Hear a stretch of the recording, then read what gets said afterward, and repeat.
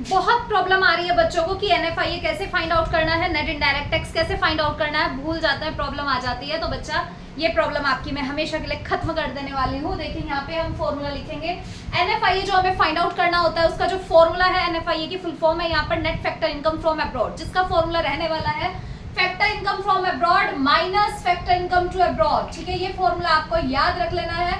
क्या है formula NFIA find out करने का? Factor income from abroad minus net factor income from abroad, ये हमारा फॉर्मूला है जिससे हम अपना एनएफआईए फाइंड आउट कर सकते हैं अगर हमें क्वेश्चन में गिवन नहीं है factor income from abroad minus net factor income to abroad. और अगर इन केस हमें फैक्टर इनकम फ्रॉम अब्रॉड की वैल्यू गिवन ना हो, उसको हम जीरो मान लेंगे, तो हमारा net factor income from abroad जो है उसकी वैल्यू माइनस में आ जाएगी। ठीक है, इसी तरह से आता है हमारा एनआईटी। एनआईटी की फुल फॉर्म क्या है? नेट इनडायरेक्ट टैक्स है, जिसको फाइंड आउट करने का फॉर्मूला जो है हमारा वो क्या है?